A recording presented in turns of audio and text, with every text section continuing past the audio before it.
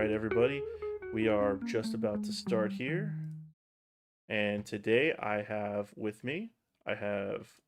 Andrew Strouch, as usual, and Secret Brandon's with us today. And we have a special guest, fresh off his top four performance at the regional, following it up after sectors. We have Alex Blandin, also known as Alexander the Greatest. Actually, Trophy works husband. How's it going, guys? trophy husband, aka trophy husband here. So Yeah, I didn't have the shirt on, yeah, but yeah, missed opportunity. it's getting cleaned. You know that the thing needs some clean. It's in the wash, and contrary to what many people say, I do in fact wash it. I didn't know, a say lot you of people didn't think I wash it. don't. I just asked if you A lot of did. people ask me Yeah. that question.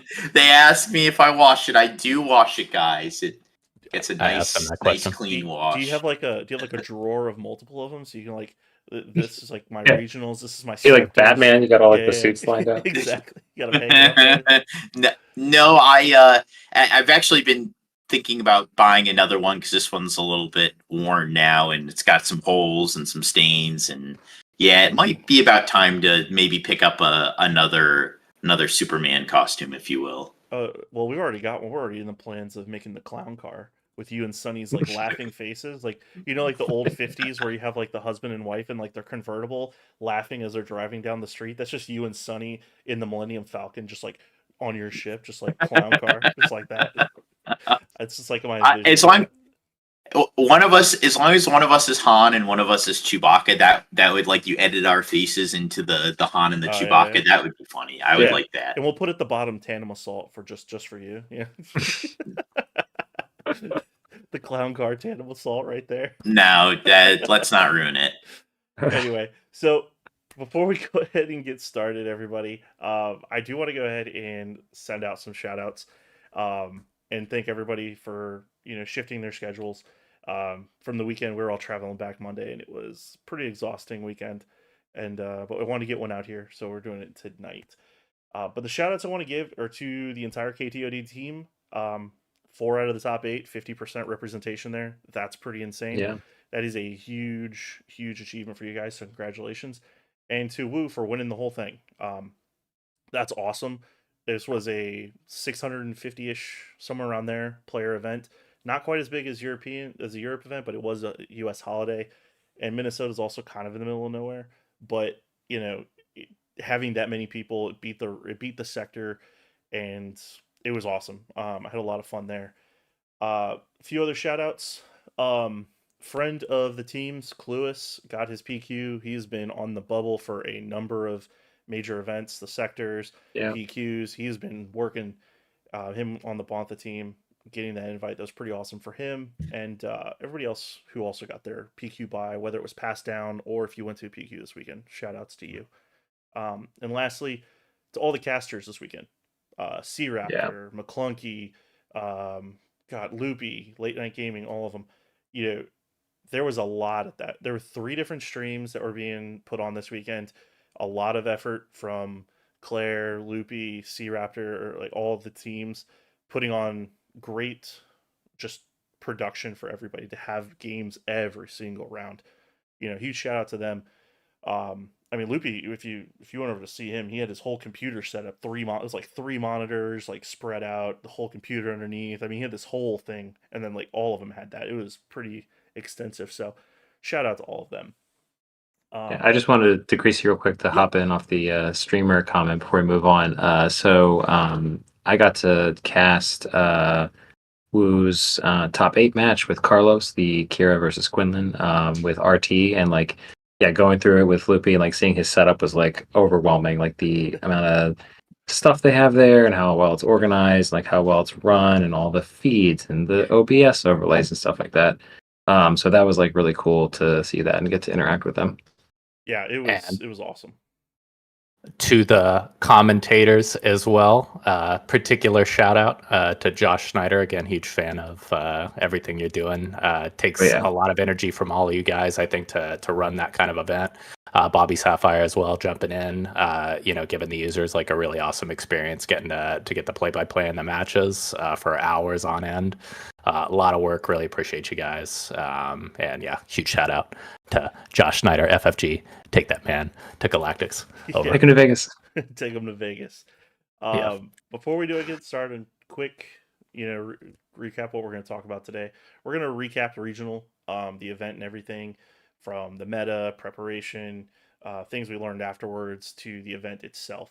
We're also going to talk about a little bit of drama that's going on in the community. We're going to save that towards the end, but I do want to go ahead and make a disclaimer before we go ahead and start talking about this, that we do ask that it does stay civil. Um, this is at the end of the day, it's a hobby for everybody. There is a competitive nature to it, but going ahead and getting in people's DMs or going ahead and yelling at people or discrediting people for the amount of work that they put in, I personally think is a very bad move, and it's a very big thing that our community does not need. So please keep it civil. It's fine to have opinions. It's fine to go ahead and have different takes, but it is not okay to go ahead and attack other people or discredit people for the amount of work that they put in on their achievements. So please, regardless of what is said today, I wanted to provide an outlet for Alex here because there has been some controversy regarding him and others in the KTOD team, but I wanted to provide an outlet, and I do think it's important to hear it from them, as well as not just hearsay. We were all there. Actually, I shouldn't say we all. Brandon was not there. Andrew, myself, and Alex were obviously there, and we were able to interact with everybody at the event at the time. So, again, please keep it civil. It's fine to have a discussion and disagree, but it's not okay to attack each other. So, let's go there. So let's go ahead and get started. The event, regional recap, preparation. How'd you guys feel about your preparation and what you guys did leading up to it? Let's start with you, Alex. You want to go? Nothing. I did quite literally nothing. I'm not even making a joke. I was so busy with my coaching the last 3 weeks that all of the practice time I got for this event was actually just coaching people on Han Green and talking through the lines and walking through what to do. So I was very prepared for Richmond. Going into Richmond, I had a lot of testing, a lot of prep. Going into this one, zilch pretty much.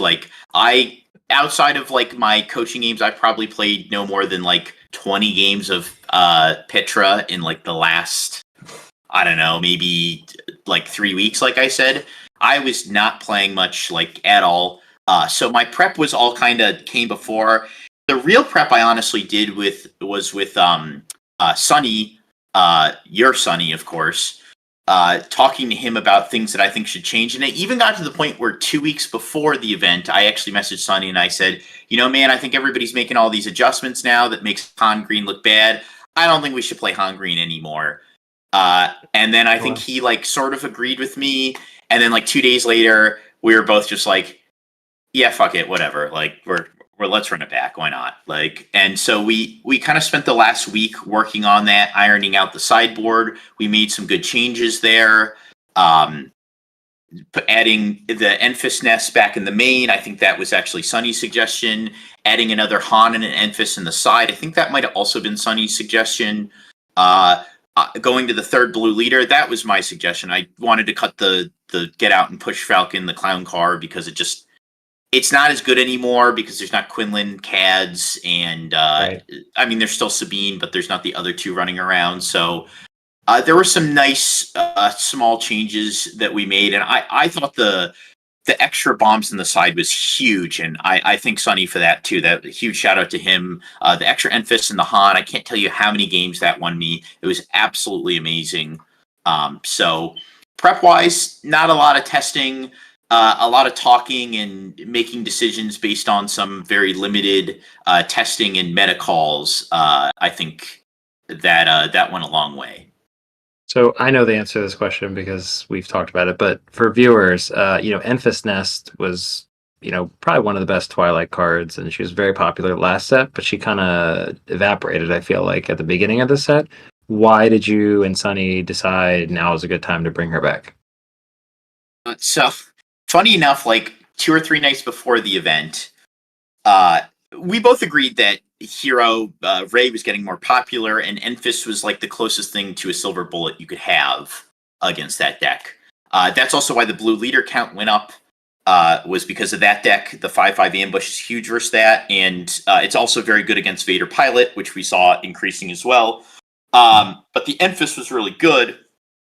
And I think Sonny was like, you know what, I'm okay having Enfys in there to kind of, we need a little bit more to do against the Ray 2 to 3 days before the event. Tad is like, I think Ray's going to be one of the most popular decks. And I think we all did. Yeah.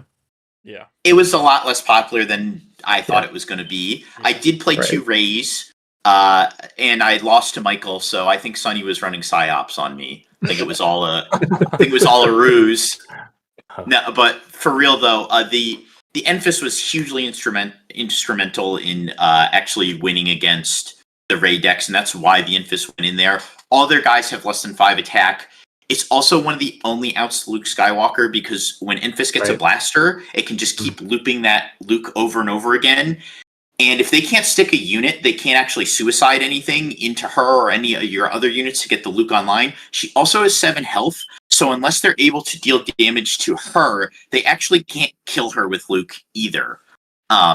So I do think that Enfys was largely because of Rey, but it also has upsides elsewhere. Han 2 Blue, which I played in top 8, it was immensely good against. The Han Data Vault deck, which I also played in Swiss. Shout out Ko Dameron from BN. I played against him in Swiss. Enfys was huge there. I just think there were a lot of decks that Enfys was starting to look a lot better in, and I had replaced it with Tantive. And Tantive was like, okay. It was okay versus Kira. It was good versus Vader, but Enfys was still decent versus Vader. It certainly did more than Big Han there, and I just felt like it was a lot better positioned into the meta than Tantive was looking at the moment. So I switched back. I wanted more bombs. It's also pretty decent in the mirror. Bobby Sapphire had devised a strategy in the mirror when he was playing the PQ with Han Green that I hadn't really had any luck with, where he said, hey, stop trying to fight over space, just resupply and play on the ground. And I think Enfys was really essential to that. Yeah, Enfys also, I guess, lines up really well if you're in the mirror and like they draw a Han unit, you have Enfys, like you have a lot of time to kind of maneuver that because they can't one-shot her, which is pretty nice. It's very similar to the Han Yellow mirror, where like here you have resupply and like you have to worry a little bit about dying to the clown card, but outside of that, you're just trying to resolve like sticking a big bomb. So either who has the last Han, who gets the first Enfys with the blaster. And most of the mirrors are only playing 2 Waylay now. So unlike in the last meta where they had a lot more outs to Enfys, really now it's just 2 Waylay. There's no Bamboozle to get the gun off or tap her down for a turn. There's no Cunning to tap her down. There's no Cantina bouncer. There's just 2 Waylay. That's it.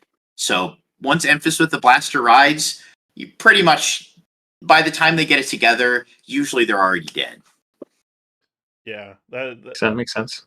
When we played we tested on Wednesday and Thursday, and we had like Tata and Andrew on my side playing Kira, and then we had you and Sonny on the other side, and like going through like play lines and everything, and nothing felt great. I mean, that felt awful. Well, you were on Vader at the time, though, right? I was playing Kira, Vader, and Rey. Oh, sorry, you were on Kira as well. Okay, I was playing all 3 of them because Alex wanted to see games into Rey and Vader, and that also helped get the idea of the 3rd blue leader like confirmed to be in the deck. I think it was Wednesday, and I just felt like awful. I was like, I don't know what I'm gonna do, and then I started playing Vader, and then I got just.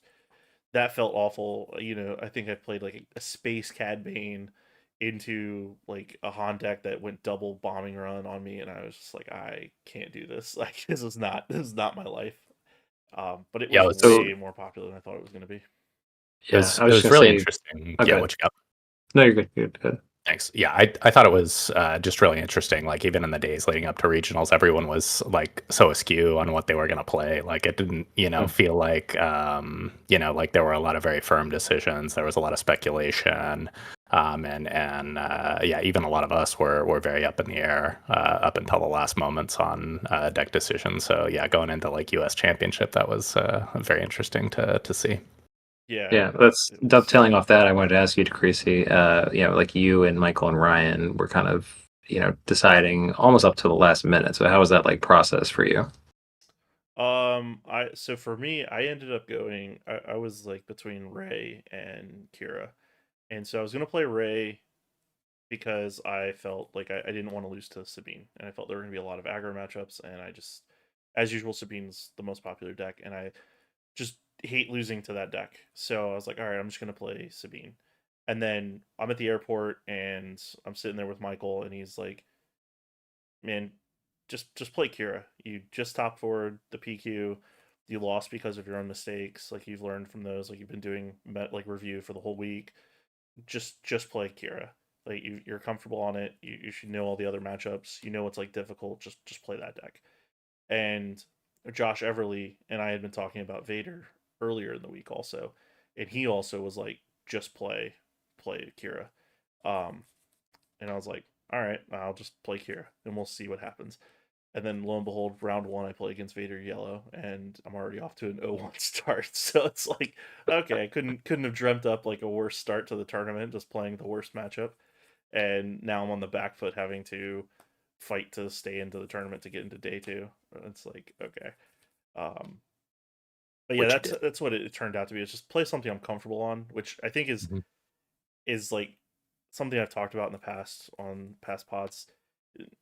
You can play the best deck. That is a viable strategy for some people, but for other people, playing what you're comfortable on, what you've been playing, what you know, like that is going to net you some number of percentage to those people that do make that switch that aren't as comfortable. Which I played against a number of Kira players and Ray players that were not comfortable on the matchup, and I was like, I played it, I knew the matchup, I knew what my goal was, and I just would play, I'd be able to play faster. And I had one draw. I think I played 3 Ray players, and I only drew once, but I beat the other 2. Pretty good. So it's like I have a plan in these matchups. They didn't. They may have had a plan, but they're a lot of people are thinking I'm going to try and mill them, and I don't particularly like that plan in that matchup. I think it's just like way too slow, and it's, in my opinion, not enjoyable. Like I think that strategy sucks. So why not just play bigger, better units and just kill them? And if I force them into a way where they're having to U-wing proactively rather than reactively to my super laser blast, like I have them in a really good spot for me. So it's like I can be more aggressive and force the issue. So that's how I looked at it. Yeah. And then I guess for me, I mean, to no one's surprise, I stuck with Kira. There was just nothing else that I don't know, I was that excited about. I thought about Quillen for a second. I thought maybe he might be slightly better position than he was maybe like a month ago. And I had a lot of experience on that deck, but I still kind of like the Kira ECL matchup into like Ray and Vader and a couple of these other decks. So yeah, I just kind of tested with you guys, worked with Ophir a little bit. Ophir actually made some last minute changes that we were talking about where I'd kind of seen like the trend of, I guess, with Ray popping up and Ray running Traitorous, everyone was kind of scared of Traitorous. So then they all started running like Upgrade Hate. And also I think for Haunt Green as well. But I think Ray kind of like propelled that a little bit higher. And then, Ophir was kind of like, I don't know if Traitorous is in a really good spot right now. And I kind of agreed after seeing everyone's updated list. So I ended up getting off Traitorous like right before the event, which was really helpful, I think. Yeah, I'm still currently playing Traitorous. I get where you're coming from. Like it's just gonna get side hate from that, but it was still good for me in a lot of matches. Like in the Ray matchup, it was still really really powerful and really good. Like stealing tech in that matchup, and they have to answer it, and if they don't, then you just have a second hand, and they definitely can't deal with that.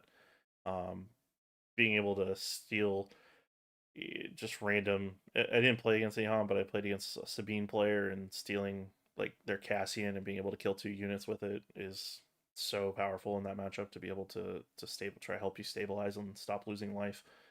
Um, I definitely don't think it's like a card you need to cut, but I'm not gonna like look at somebody and say you're not playing traders. What's wrong with your deck, kind of a thing. Um, so I think it's an interesting card Yeah. to either play or Personal choose. preference. I mean, I Yeah, wouldn't say it's like, yeah, I don't think you can't run it. I just think that's the kind of what I agreed with his take after looking at everybody's sure, list. So sure, absolutely.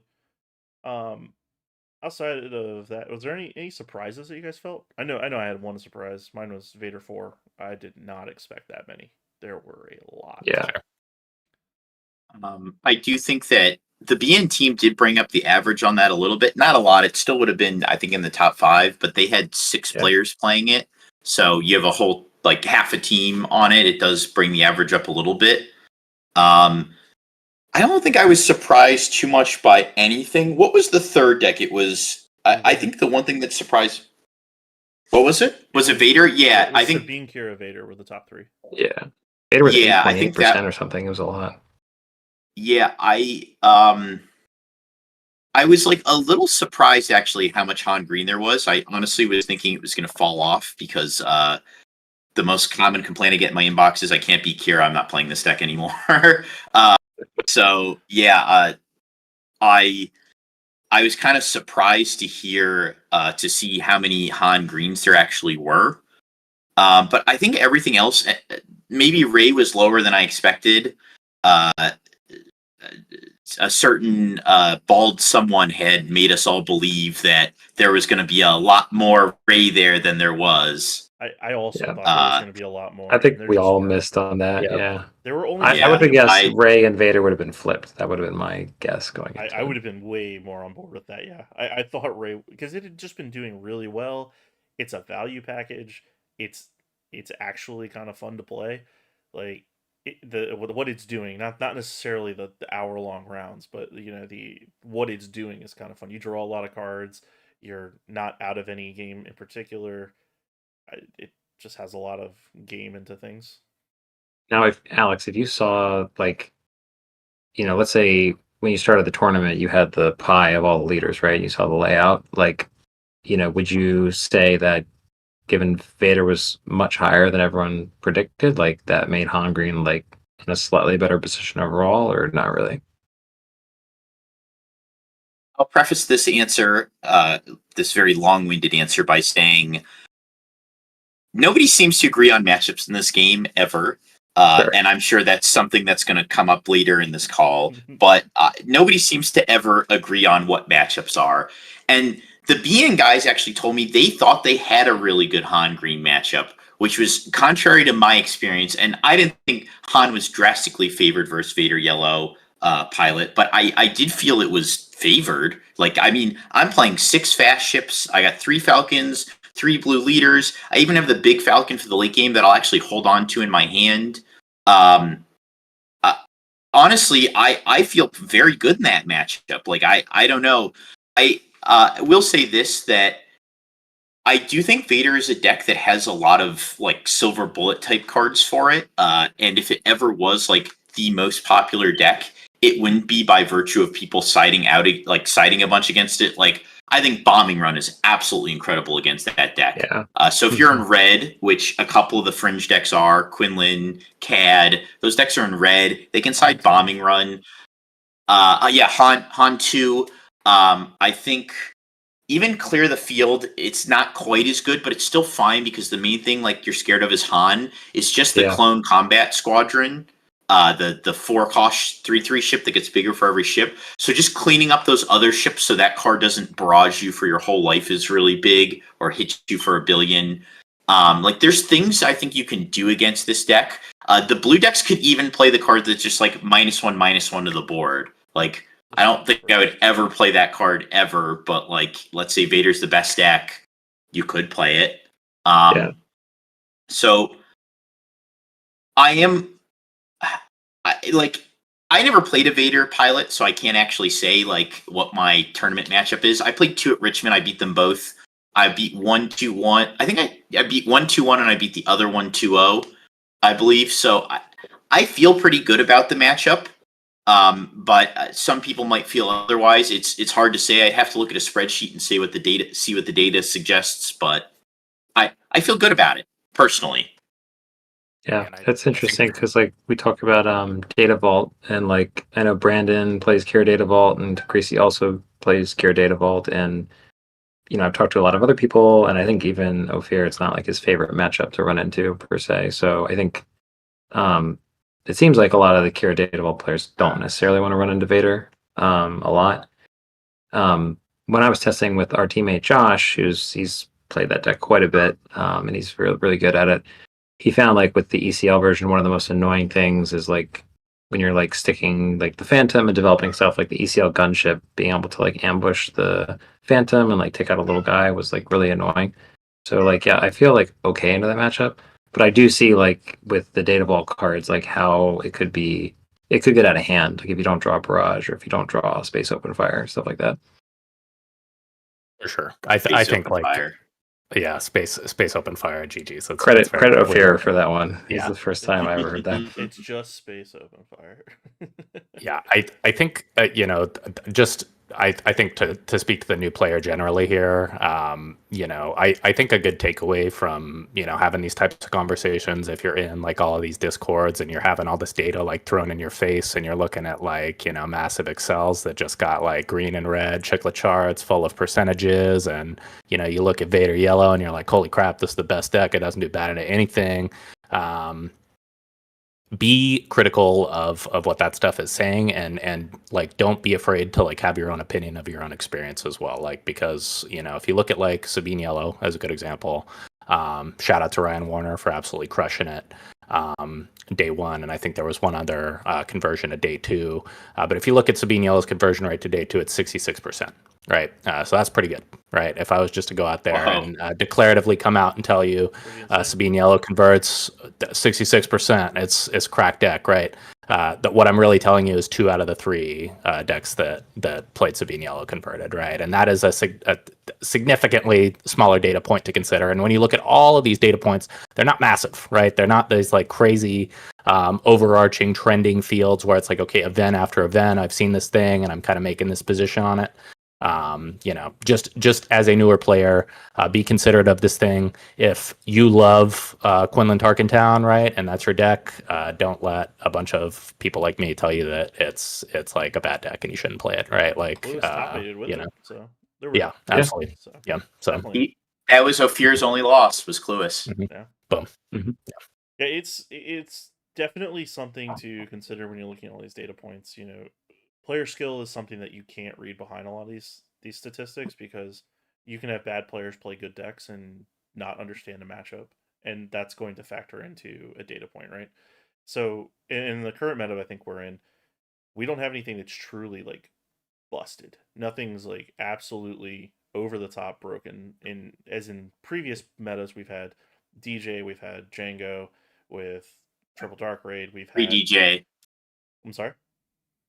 Free DJ. He didn't do nothing wrong. No, leave that man imprisoned. He's never come back. We had Boba Fett previously with Boba's armor. Like, we've had incredibly powerful things, and this format does have a few areas where it kind of feels like gut checks with like Falcon Chewie or Space Unit Chewbacca. Like, that's a gut check for a lot of decks. But outside of those few areas, it's nothing's so overwhelmingly powerfully consistent that you're just like, this is absolutely just dumpstering everything. So it doesn't take player skill into account, and like Brandon said, don't be afraid of your own experiences.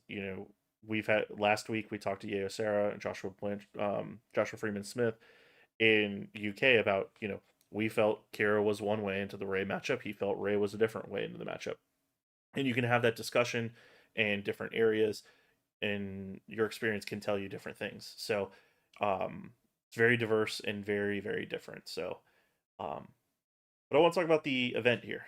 So let's get to us last on how the event was in person. Brandon, you watched the event, you were third party viewing. How did you feel? I'm sorry, my bad, Joshua, I'm sorry. It's been a long day from work. I apologize. It's okay. Brandon, tell me how the event was viewing wise. What did you like? What did you dislike? What kind of, just from your perspective, that we might be able to look at? Yeah, totally. So, I think first major event I kind of took the back seat on for, a little bit. So viewing experience was pretty cool. I will tell you, like, I had like the Giga streaming setup, like 3 monitors going. I had like my iPad, I had like my 2 monitors, right? Trying to watch all the streams at the same time, looking out for all my teammates at any given point. And repping them. So that was a certainly interesting experience. But yeah, I think going throughout the day, right, like something that stood out to me was like I think like quality of play and the quality of the commentary, right? Like bringing on people like Mike Gem in the middle of like C Raptor stream to give like his perspective and insight on day 2 was like really amazing. Like, I would, I know Bobby's gonna compete and go win a bunch of tournaments after this, and he's not always gonna have time to do that. But bringing in like some of the competitive guys to provide commentary on the side, like they did with Andrew, as well, was like really really cool. I enjoyed that, and just overall, it seemed like from my end, the event was run pretty well. A lot of people have kind of like started to work through a lot of the technical issues they may have faced in the past. So, I was always able to get a stream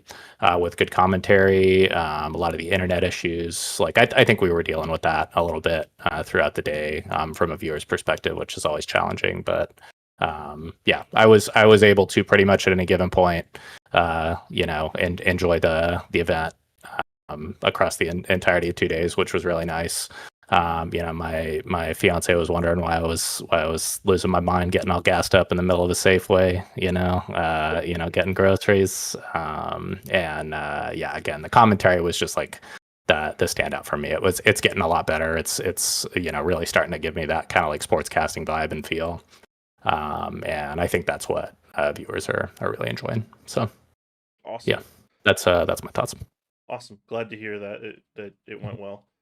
That's always, you always want it to go well at these big events, and our next big event is going to be the Galactic Championship. So hopefully everything's prepped and ready to go for that. And hopefully they've got their choice of who they're going to do. Shout out hopefully Josh Snyder. That's our guy.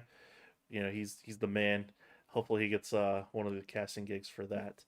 But how about you guys? How'd you feel about the? Start with you, Alex. I felt pretty good about it. I mean, I liked my chances going in there. Nothing too bad. I mean, I wasn't feeling as good as Richmond. Richmond, I felt really good. Like Richmond, I was feeling absolutely like excellent. Just knowing that I had like a deck that I felt like, not that was like so off the radar, but like the way it was being played was a little like different than how Han Green had been played traditionally up to that point. Going into Minneapolis, it was the cat was kind of out of the bag. I felt like the meta had adjusted against me, where like before it was all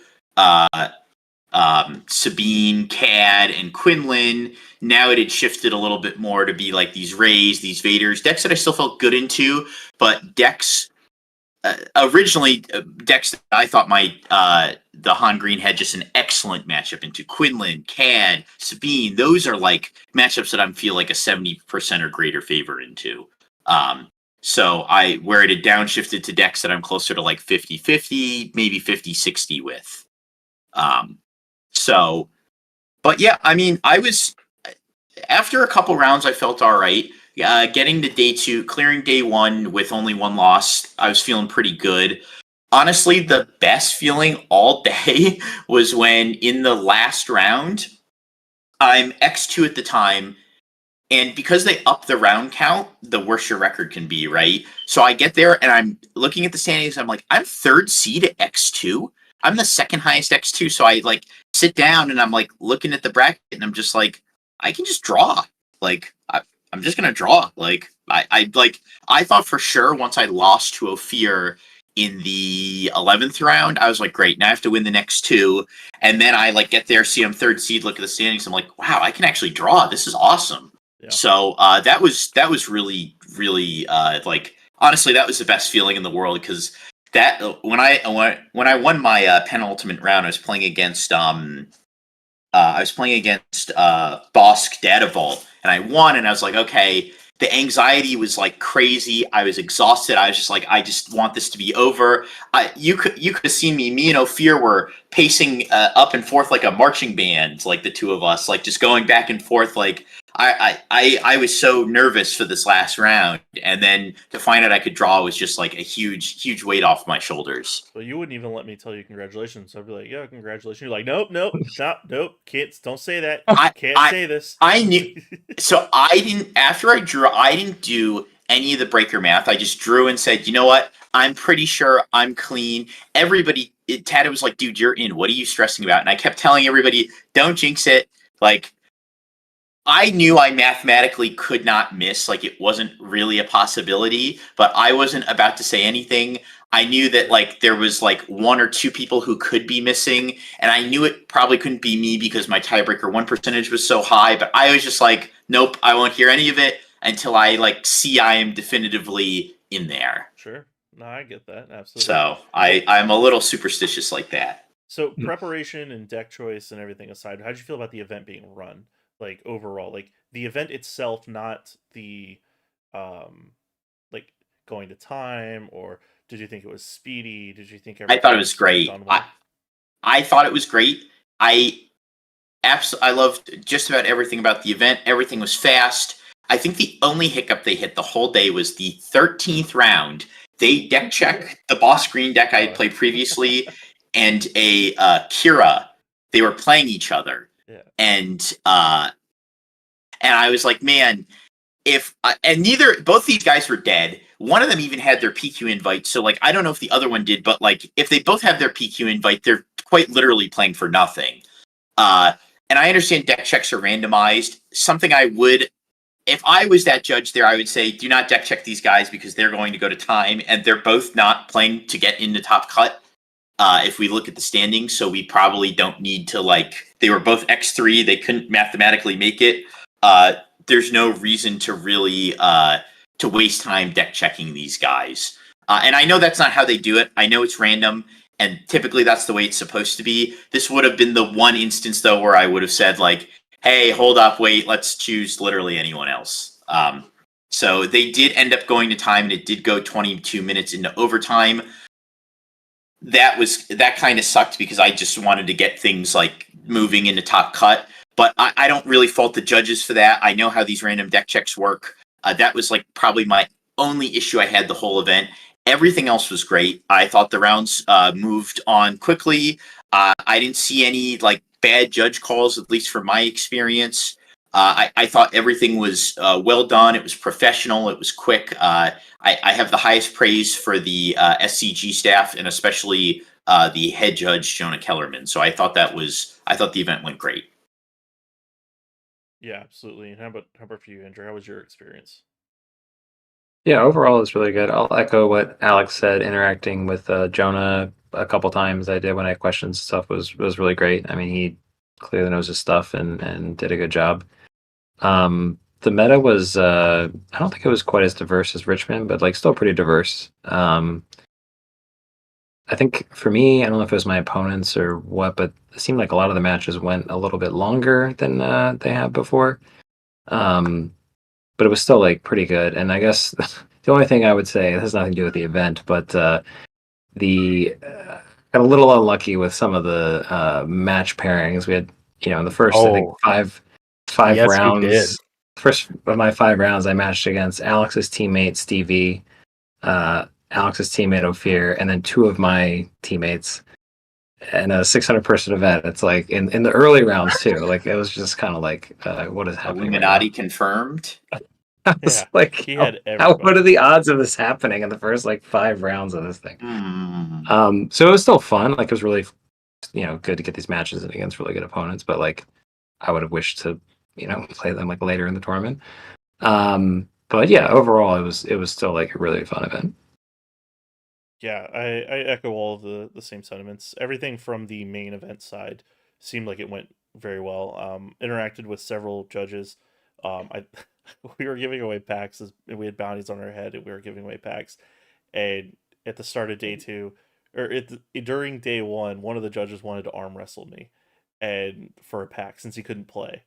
And so at day 2, he came and found me, and we did a series of arm wrestles matches for a pack.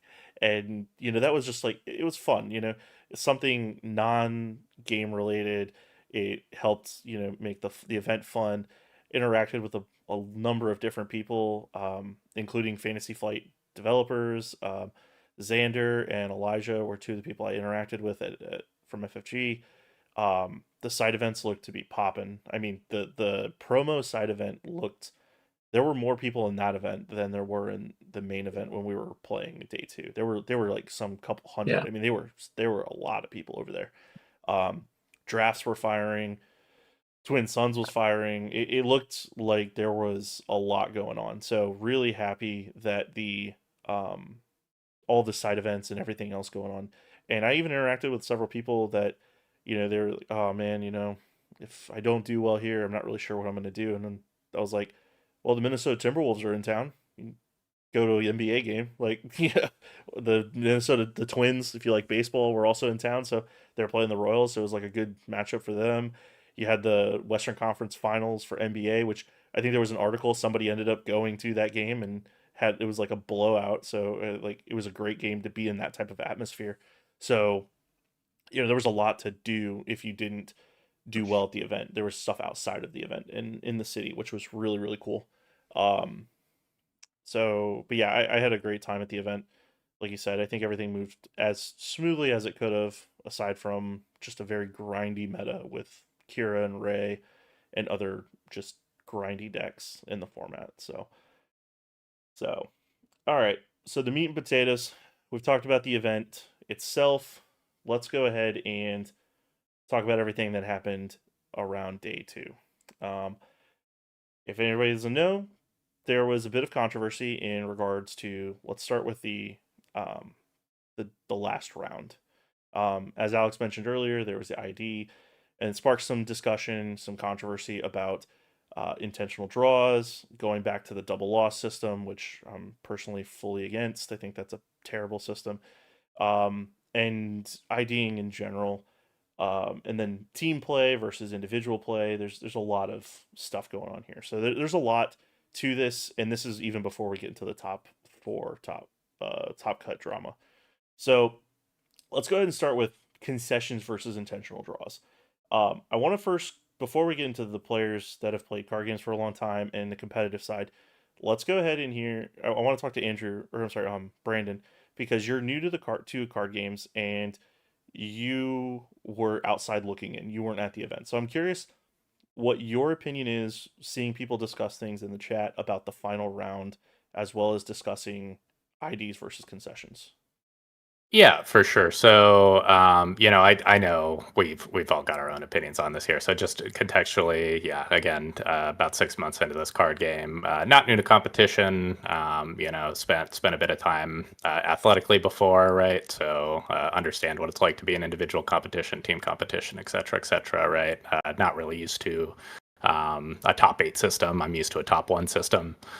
Where everyone coming into a competition is shooting to win it, not shooting to be, 1 through 8th place. But I think going into ID specifically, right, and looking back at, the previous double loss system, I am of the opinion that double loss hurts a lot more people than it helps. I think it disincentivizes play for certain archetypes, and I think that, it's putting people in a weird compromising situation where other factors are it's just disincentivizing as many people as possible, and kind of almost encouraging a very specific strategy in the game. Whereas intentional draw is a conversation between two opponents. I'll tell you right now, I've been offered intentional draws a couple of times. I've said no every single time because I'm in the middle of a competition, right? And quite honestly, I'm not really smart enough to know if I should take one or not. And I think a lot of new players probably have this perspective of I don't want to take an ID and then not get top 8, right? If they know for a fact they're going to get top 8, it doesn't make a lot of sense for people to not take it. And I think the argument there is what about, 9th place, 10th place, etc.? Shouldn't they get a chance to fight for the top 8? And again, agree with me or not, right? I don't know if this is a hot take, right? But as a competitor, that's the decision of 2 players, right? That have earned their spot in a particular position. And if you want to be in that position, have their record or do better. And this is I am of the belief that this is what the system that is most effective in card games is IDs. And I'll tell you in the PQ that I won, lost my first match, right? So started the day 0-1, had to submarine my way back to the top, and all 3 tables ahead of me in the final match ID'd. I was the winning in. So I felt the heat, I felt the pressure, I was in the spot, and I had to win. And when I won, I was the 2nd seed in top 8 for some reason, right? It was just like, I was like, well, I don't know what's going on here, right? Like, this is weird. Why am I number 2? I felt like I was number 8. But that gave me the matchups that I needed to win a PQ. So worked out. And again, like, if you don't want to ID, don't ID, right? Say no to your opponent. Your opponent is not going to give you grief. And if they do, call a judge immediately. The decision there is play it out or deal with it. But yeah, I like 2 competent adults are playing a game. They have been given this ruling, as many other card games have been given it. I think it's the right thing. Just keep playing, and the system may help you, may help your friends in the future. So just my position on that one. Okay, cool. I appreciate it. So, for those who don't know who weren't there, what happened in the last round is a number of tables, and correct me if I'm wrong, Alex, because you were actually part of this, so you would be able to tell me if I'm wrong. There were a number of tables that chose to intentionally draw three tables, 3 or 4, something like that. Three. I think it was 3.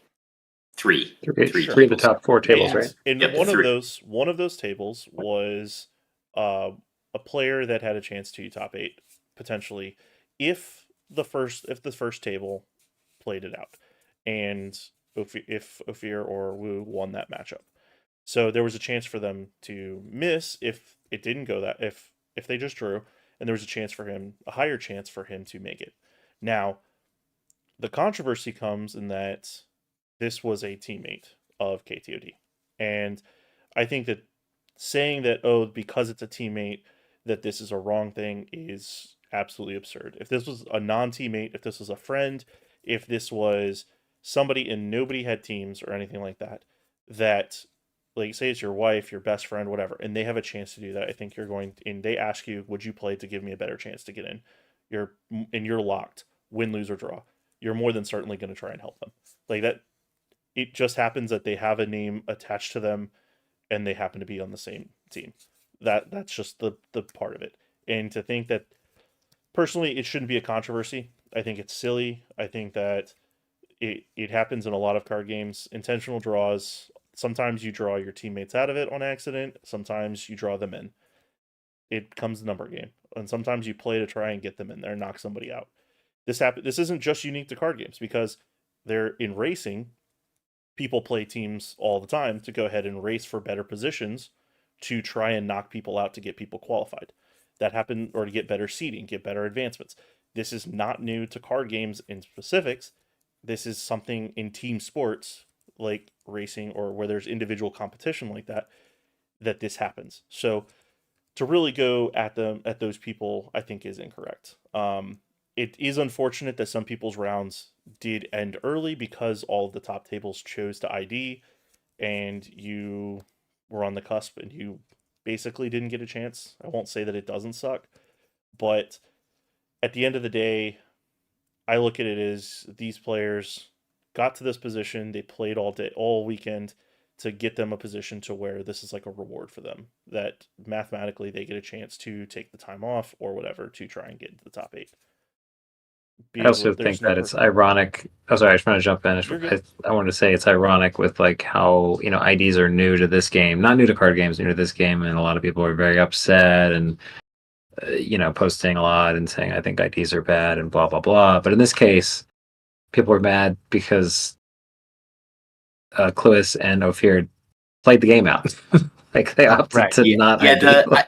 I wanted to say I feel like there's a little bit of cognitive dissonance going on here, where like that's like, I can understand not liking IDs. I don't agree with it personally, but I can understand not liking it. But like, there's no hill to die on with Wu played his last round opponent. Like there's no argument there. I won't even hear that discussion.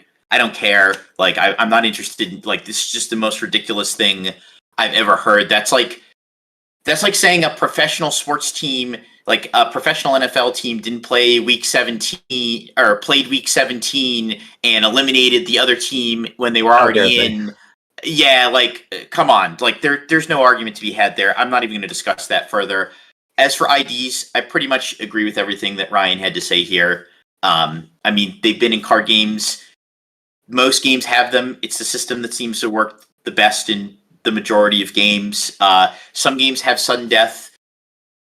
Double loss is just like caveman-esque to me. Like it's very I would never do that. If they want to do sudden death of some sort, I'd be open to hearing that, but I just think IDs are the best system.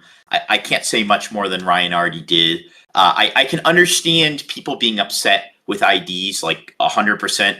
I cannot understand people being upset that a man played his last round. I don't care who it was benefiting. I don't care who it was helping. The intent of the game, like the same people who are arguing they're upset that I conceded in Top Cut are mad that Ophir did not take a draw. Like this is just, these are conflicting principles. So I won't hear even a word of this like Wu played his last round. So it's just, I think that's silly.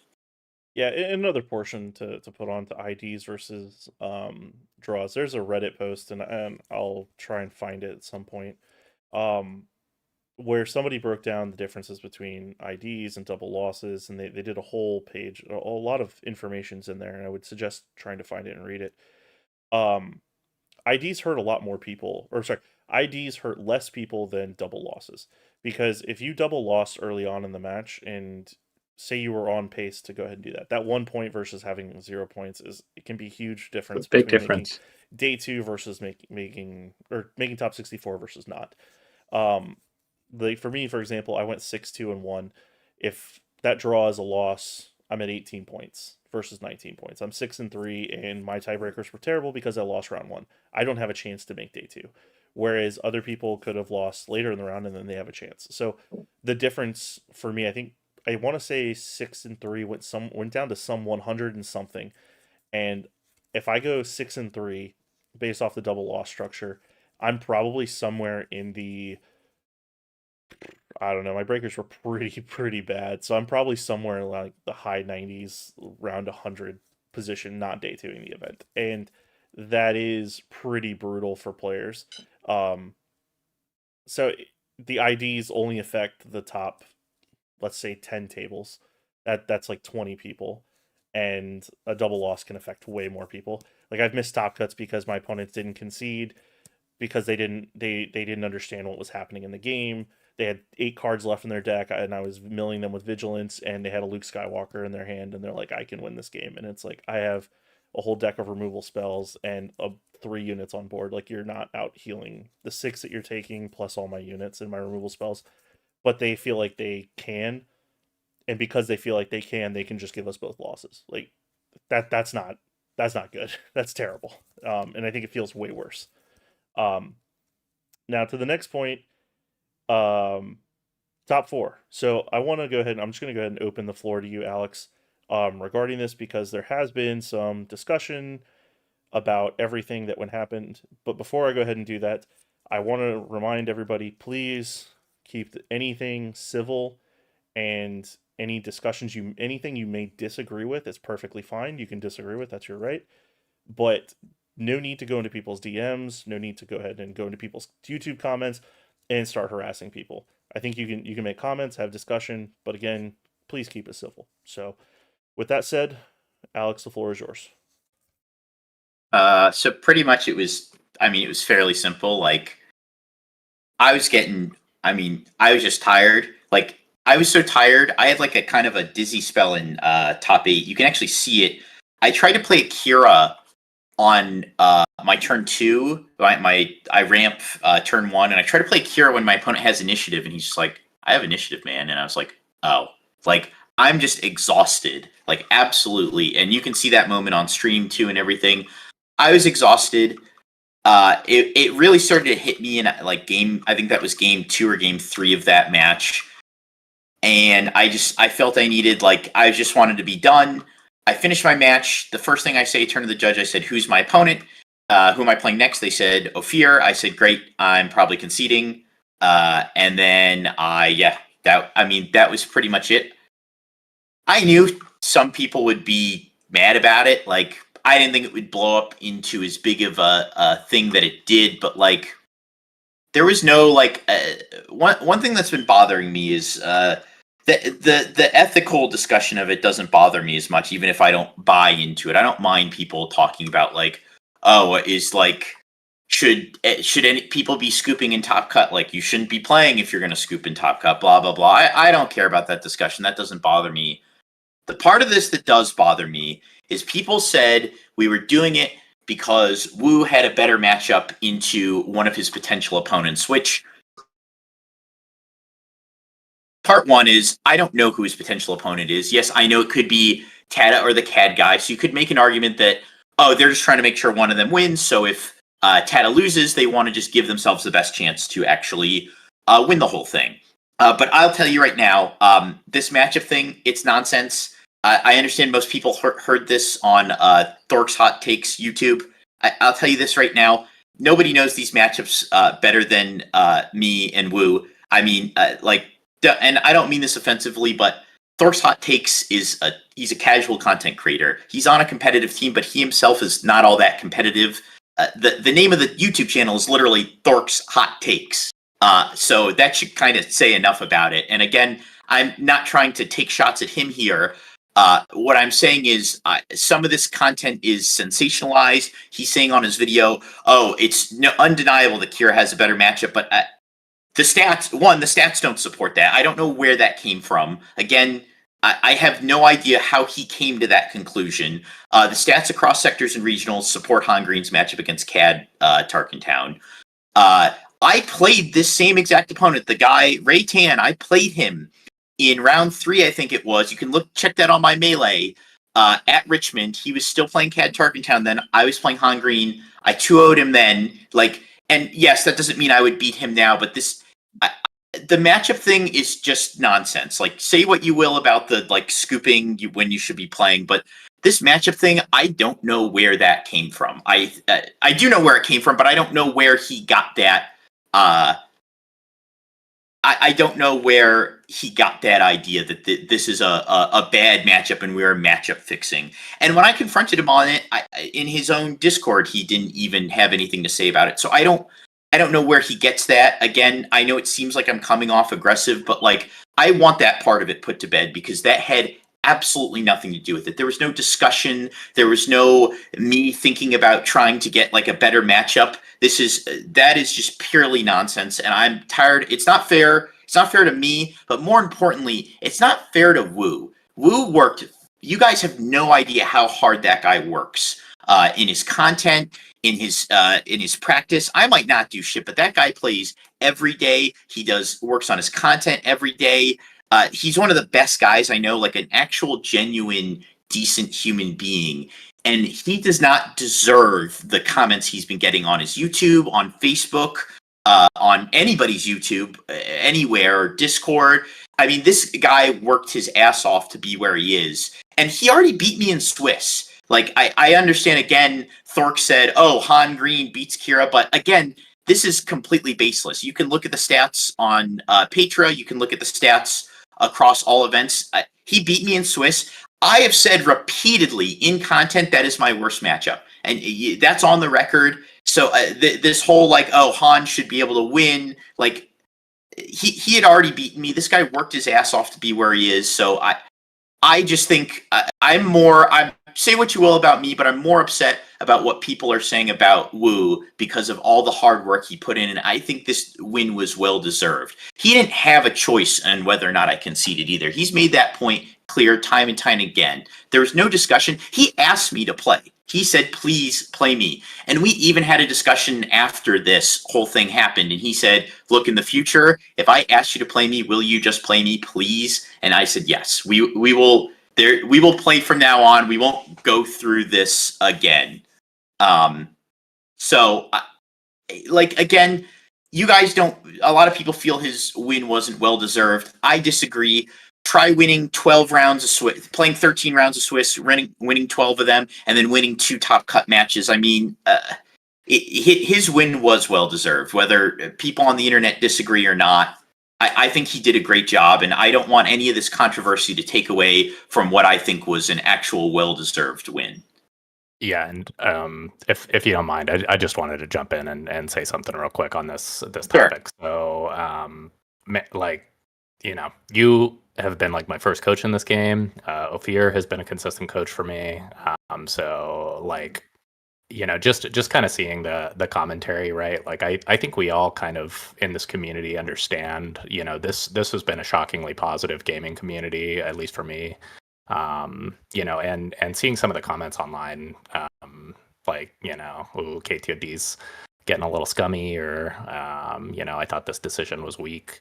I find that type of commentary like really toxic, and looking at a group of people that, I think gave me my start in this game, have made their deck lists open to everyone pre-competition, who have been more than available in their off hours to spend time coaching folks.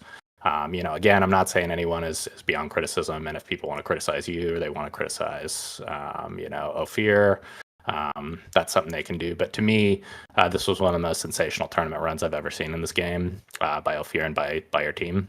And I really disappointed that some of this conversation wasn't really focused on that. And I am like, I think you guys have been incredibly sportsmanlike. I am a competitive player now on another team, and you guys still give me help. You still coach me, right?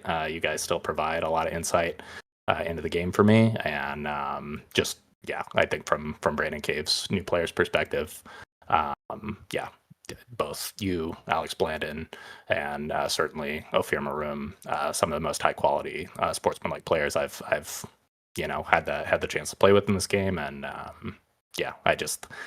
I think the scheming conversation, or this like team collusion shit, is just like absolute cockamamie bullwalkie. And glad you've had a little bit of a platform here to just make that case over.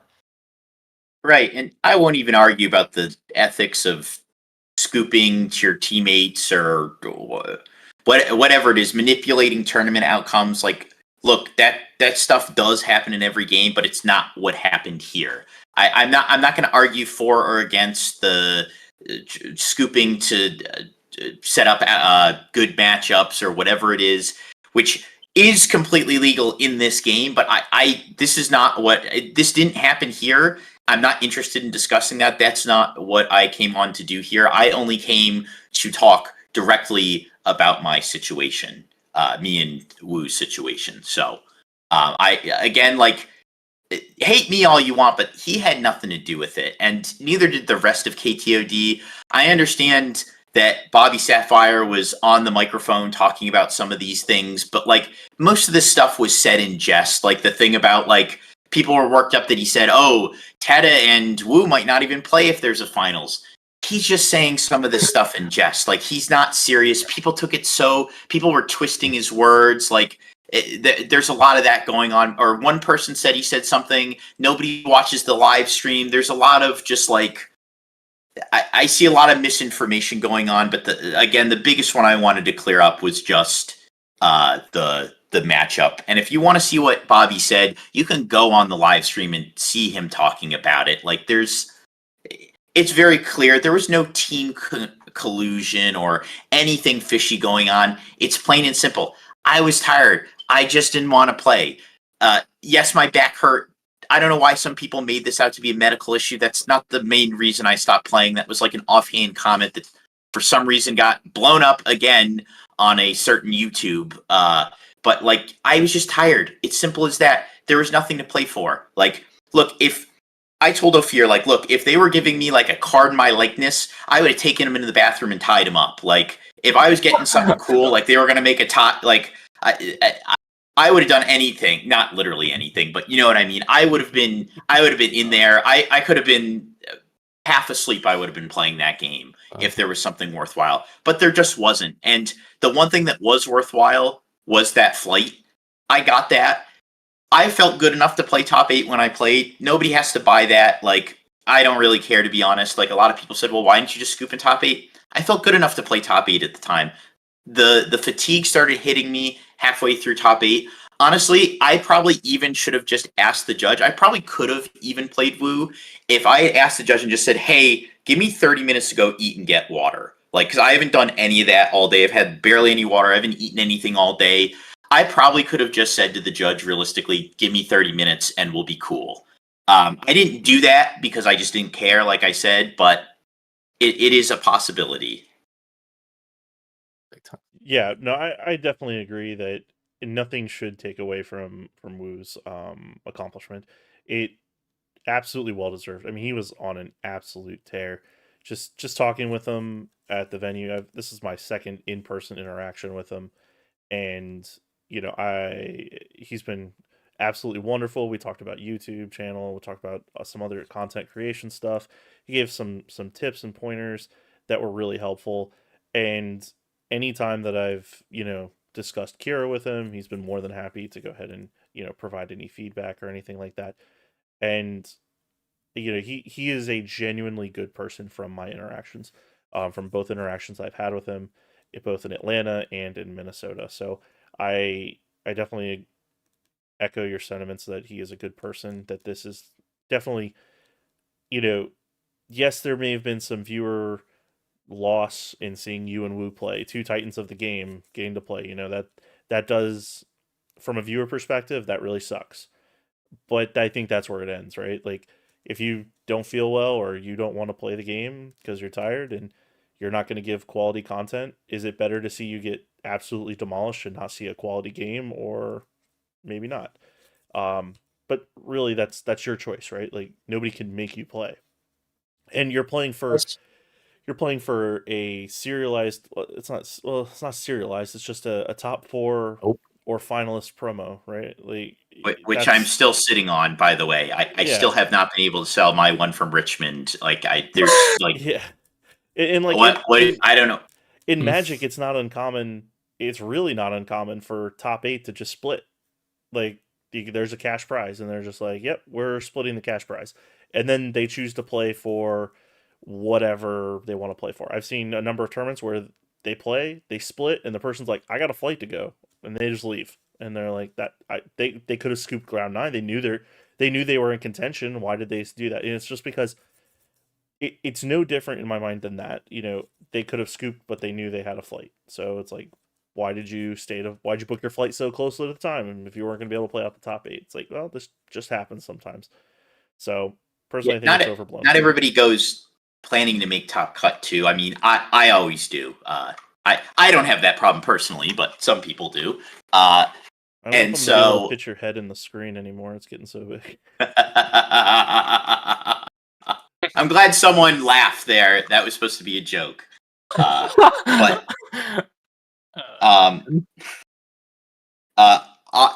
I will say, like, as for the viewership thing, look, I don't want to sound like a dick when I say this, but like, I don't play in the NFL, man. They don't pay my salary to be on TV. Like, I'm not like Ben Simmons sitting out on the bench here. Like, I don't have to play if I don't want to. I don't want to say I don't owe the viewers anything, but like, that those streams are secondary. They're not something that is required. So I don't feel like I owe anybody to go on stream. I know that was like a very small complaint, but I do want to address that one too, is that like, I didn't feel like playing. Like, that's all there was to it. I don't get paid to play this game. Not like that. The company doesn't pay me to play this game. So I'm sorry I let you guys down, but I just wasn't feeling it. Yeah, absolutely. Yeah. And Andrew, you got some stuff. Yeah. No, totally. I mean, I guess like for me, like we touched on, like, obviously for the viewers, maybe it's a little disappointing the match doesn't play out, but again, that happens for a numerous amount of reasons. Like, it happens. I think, with Thork's video, I think, my biggest issue is like a lot of the stuff is just it's not facts. Like, none of it's factual. It's all speculative, and it's like, I was honestly very like surprised, kind of how much like he criticized you guys, because it was very like couched in like kind of like, team behavior is bad, and it's like, well, he is on a team. Like, so, if we're going to say, well, Alex and Ophir have an advantage from being on this team, it's like, well, then we have to acknowledge that like everyone on a team has some advantage, just like if you're playing this game with friends, like for prep and support and hanging out during the day and talking or in between rounds and stuff like that. So it's like, saying like, well, KTOD is bad, but like, Thork's team is just like beyond reproach, I thought was just kind of ridiculous. And it's not very fair either. Like, one of the reasons we wanted to do this episode and bring Alex on is because it's like, we're friends with you guys, we play test with you guys, we see you at events and stuff, and it's like, and we were there in Minneapolis, right? And so it's like, for people to kind of, speculate on what happened and, well, we assume this and that, it's like, that's just, it's not very accurate and it doesn't feel, authentic. And I think for me, like, on a personal level, like, Afir is a friend, as an example, like before the event, like I was looking at some of the lists with our teammates and we talked about like, Ray's being popular, Ray's running Traitorous, everyone's running sideboard and main board, upgrade hate, for example, for Traitorous, and we were discussing this internally. Fear pinged me like, right before the event, or the day before or 2 days before, whatever, and was like, hey, like I really want to get off Traitorous. I think we need to get off of it. And like, he didn't have to do that, right? Like we were sort of thinking some of the same things, but he, I'm not on his team, right? He didn't have to like reach out and be like, hey, I think, this should happen to make the deck better or whatever. And like, that's just kind of like who he is. And, echoing, I know Alex spends more time with him than I do, but like I've known him here for a while and like he's always been like super nice and like, cares about the integrity of the game and like cares about his content, cares about like the community and stuff like that. And like, yeah, the idea that like he was, doing something for like some kind of unfair, against the rules, whatever, is just definitely not true. Yeah, absolutely. And harping on talking about the point about collaborating inter teams, the night before Friday night, there was the KTOD meetup at the bar, and I had already been talking to John Tata about Ray leading up to the event, like the week leading up. We had done playtesting and stuff of that nature with each other, and I had also talked to Sarah about the mirror, and we were joking. Is like, how's the mirror? And he's like, it's miserable. I don't know. I was like, okay, so how do we like board? How's like what's the plan for this? And he's like, I don't know, board in annihilators or something. And like Ryan, Michael, and I were like talking on like the whole Friday night about like that afternoon, the evening, about what are we doing? Like, what's the mirror breaker? Because we initially went into this tournament thinking that that deck was going to be much more popular than it was, and you just kind of have to be prepared for it. And even at the bar, we were talking with Tata about positive, because we knew he was going to be playing Ray, and it was like, what is your plan against the mirror? And he was like, I don't know. Like I assume he had like, we had talked about Unity of Purpose a little bit as like an option, but then we were talking about what is it, Invasion of Christophs, or I think that's what it is. It's the 15 mana Christophsis. It's 15 mana exploit 4, I remember correctly. Kill everything on your opponent's side of the board. And we're like, I mean, you get, these are long grindy games. There's not an unreasonable world where you get to 13 resources, sack a guy, wipe their entire board, and like when you both have just a bunch of units and you just take over the game. Like that's not an unreasonable place to be. And timely reinforcements, the one that makes 2/2s, yeah, timely reinforcements. Yeah, timely reinforcements was another consideration we were talking about. Well, we were bouncing ideas off each other, and yes, maybe you like keep some things close to the chest, but talking about ideas, I think, is healthy, right? Like having these conversations with very high level players and having all of those discussions is important.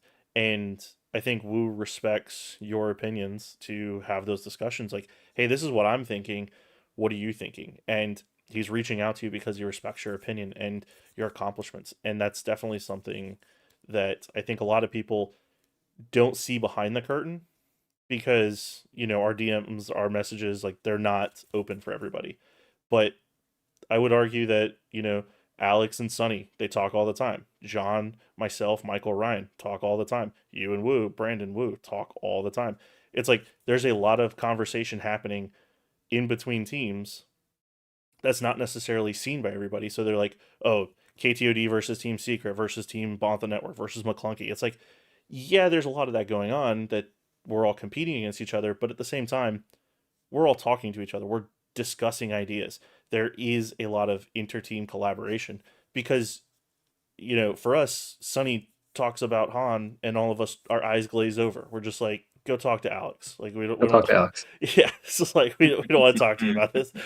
So it's just like, you know, sometimes you need to talk to somebody who's like-minded and they're not always on your team. Now you can ask, like Andrew will go ahead and sit here and ask Michael for Quinlan matchup tips. Like what are your thoughts on the Quinlan matchup? These are like my sideboard plans.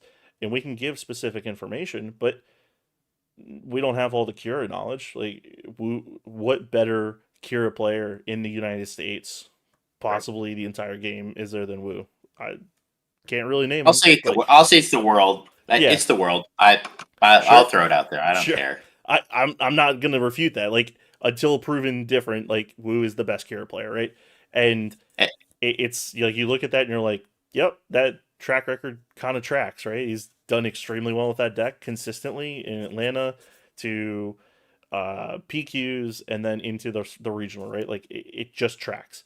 So it's like if you're talking to the best Wu player in the world, or not the best Wu player, Best Wu player, the best Kira player, that's incredibly beneficial. So, yes, being on a team does afford some benefits. Won't disagree that, but our team, I think, if people aren't aware, our team structure is not only do we want good players on our team that are relatively local to us because we like to meet up and kind of hang out, but we're also very about the vibe. Like our vibe needs to be very positive. And if it's not, if you're just a very negative person or you're like that, you're probably not going to make it onto our team.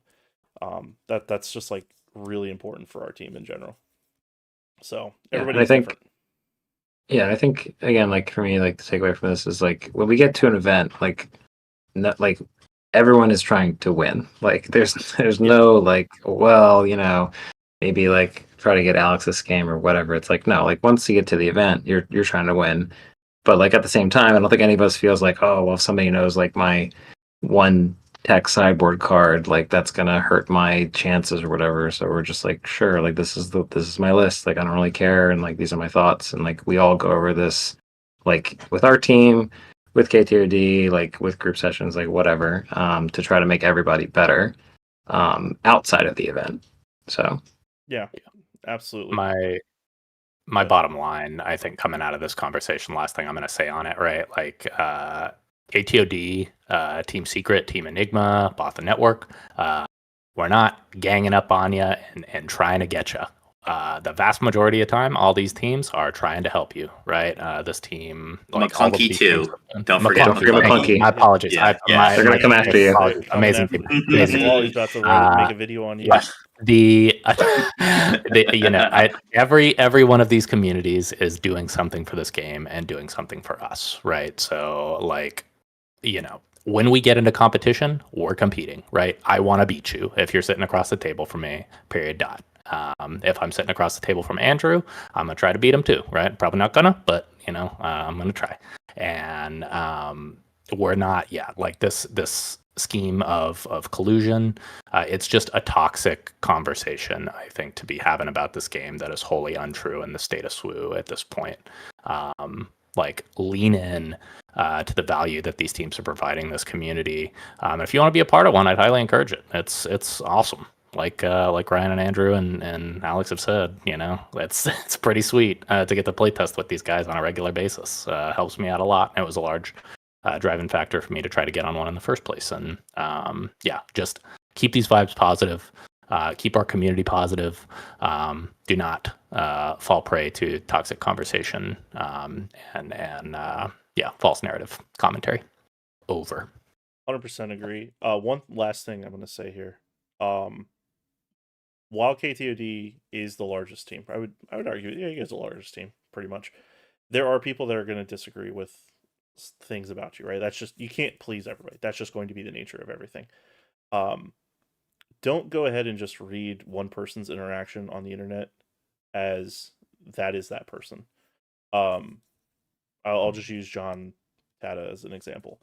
Wonderful person, absolutely wonderful. Good person. example. He's very direct, but he is a very nice person. Like, he is very helpful. He is very direct. So go ahead and bombard him, like his DMs. Ask him a lot of questions. No, don't do that.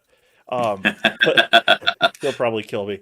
But he is a good person, and he does like anybody would. If somebody attacks your group or says something false about you or your friends, you're probably going to try and correct them, and you're going to it may not, because being a very direct person, communication, especially over text, you miss a lot of things, but that doesn't mean they're a bad person because they're defending their friends. So please, like, don't just read one article on Reddit and be like, oh, that person's a terrible person. People could say that about Alex. Alex is, from my interactions, he can come off as an asshole from time to time, but he's not a bad person. There is no filter, and it just kind of slips through. But he's not a bad person. And that's the same with anybody. So people are approachable. I was talking to people. There was one guy, I'm sorry, I forget his name. He was 6-2. He was really nervous going into the last round. And he came up and was talking to us about the pod and it's like all this. And I was like, hey, man, don't be nervous. You're going to the last round. You can win this. You got this far. Just play it's just one round. Take it one round at a time. Make it. The guy ended up day 2ing. He played Michael, I think, in the last round or one of the rounds on day 2. But somebody just telling him it's going to be okay. Make it to the next round. And it's really just everybody's like really good on these teams. They're really good. They're very nice. I haven't met I'm trying to think of a single person that I just don't like on any of the teams that I've interacted with. I don't know if you guys have, but I don't think I've met a single one. One that comes to mind. I'm sorry, Michael. Yeah, Michael's a bit of a dick. I can get that. Yeah, I hate that guy too. Ryan and Michael. That's 2. Ryan and Michael, the brothers. Yeah, we got that. They're not here to defend themselves, so they don't need to be. They don't need to be. But no, I mean, majority of the people, like majority of the community, is very good, and like Brandon said, keep it positive, and I think the community is going to continue to grow, and as long as we keep things positive, it's going to be, we're going to reach a lot of much larger levels and keep the game pure, what we love. So, with that said, anybody else got to talk about the event, about the weekend? Any shout outs? Anything you want to do before we sign off? I'm just excited to look forward to Vegas at this point, I guess, right? Yeah, looking forward to testing Set 5 and onward to Vegas. For anybody who doesn't know, Andrew bribed the R&D developers to go ahead and create the new Vader. That is literally his design, so when that card becomes a problem, you can blame him. So, just shouting it out. Oh, we got the puppy dog on the stream. Give us a like for the puppy. We need likes for the puppy dog. That's what we need. This is my new puppy. Yep. Cute. It's adorable. So yeah, for everyone going into your PQs coming up in the next few weekends, great luck to you. Hope you guys have a great competitive Set 4 season. Looking forward to seeing you guys at Galactics as well. I think a ton of us are going to be there, so that's going to be awesome. And yeah, just a huge shout out. Keep engaging with these teams. I know Ophir, just wrapped up a really awesome VOD talking about some Set 5 brewing on his Patreon. If you guys are interested in that, highly encourage you to check that out. Highly encourage you guys to check out KTOD's Discord, get involved in the deck brew conversations there. And yeah, just keep getting involved in our community, keep making a difference, and looking forward to talking to you guys soon. Yeah. Thank you again, everybody, for tuning in.